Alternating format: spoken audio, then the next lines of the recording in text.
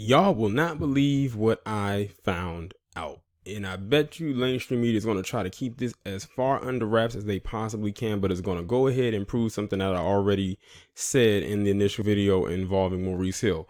Now, before I get into it, let me set everything up. So I was getting ready to go and do my workout, and I saw a video that the 1LVZ had posted up, and it was a very, very short video. It was like 40 seconds long. And it was talking about Maurice Hill. So I immediately called them and I said, that video that you uploaded on YouTube, is that what I think it is? And he was like, yep.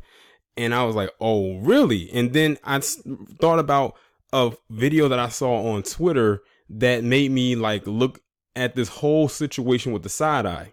So in case y'all haven't heard, there is an article, actually it's probably a few of them by now, that have come out that state that Maurice Hill actually was an informant. I am looking at the dailybeast.com right now, and this article was posted on August 21st, 2019 at 11:16 a.m. that states alleged Philadelphia cop shooter was a federal informant. Now, the video that I'm talking about that I saw on Twitter is showed, and some of you may have seen it, and I almost did a video about it. There was this cop that was running from the scene, and they were running to a police cruiser, and there was somebody else there with them, like another cop. They were putting on some kind of liquid, and to me, it looked like it was fake blood. It looked like they took fake blood and they put it on their hands, because they put their hands out and we could kind of see the color of the liquid was red. Also, another red flag is this. This guy, Maurice Hill, was using some very high level artillery, military style weapons. And you mean to tell me that not one cop got killed, but they just got injured? Something like that would have killed somebody or killed many people, but it only injured them. And the way they were describing how some of them got shot and where they got shot at, and with the type of weapons that he was using, they should have died. Like right there on the scene, not even at the hospital, but right there.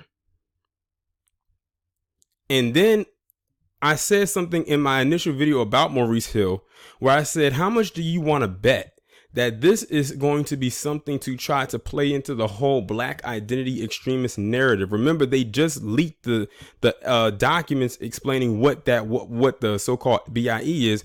And in that document, it clearly stated that one of the things that how you can identify a BIE is a person who pushes back against law enforcement. What was going on here? A shootout with a black man involving law enforcement, and now it's coming out that he was an informant. I'm gonna go ahead and read this article.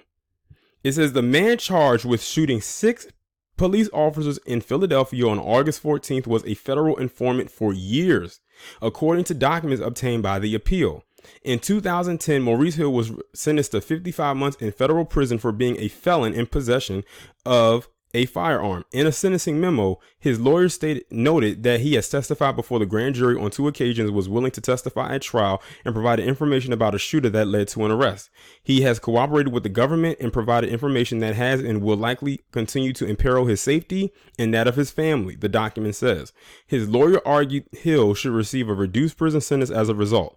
Hill was ultimately sentenced to 55 months in federal prison, followed by 3 years of supervised release. According to statistics published by the U.S. Sentencing Commission, the average sentencing for Hill's crime was more than 75 months. Shortly after the Philadelphia cop shooting, U.S. Attorney William McSwain blamed District Attorney Larry Krasner for promoting a new culture of disrespect for law enforcement. In response, Krasner spokesperson Jane Rowe told the appeal the District Attorney's office has no interest in engaging with Bill McSwain's inappropriate attempts to run for political office from his taxpayer-funded perch in Donald Trump's DOJ. How about that? That is very interesting. But now it puts everything into perspective, and it also shows why they did not kill him. I said something about this seemed fishy from the jump, like if y'all remember how I ended the video, I said something about this doesn't sit right with me. And now that this is coming about, it all makes sense.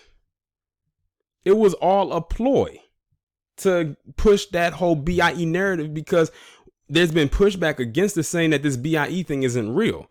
And now this is coming out. I'm going to need them to try a little bit harder to try to fool the people. You know, one of the worst things that could have happened to a liar is that damn internet, because the internet is undefeated. It really is. Between videos, screenshots, and anything else that you can find that mainstream media doesn't try to twist into their own little narrative and rhetoric, it's a wrap once certain people get their hands on it.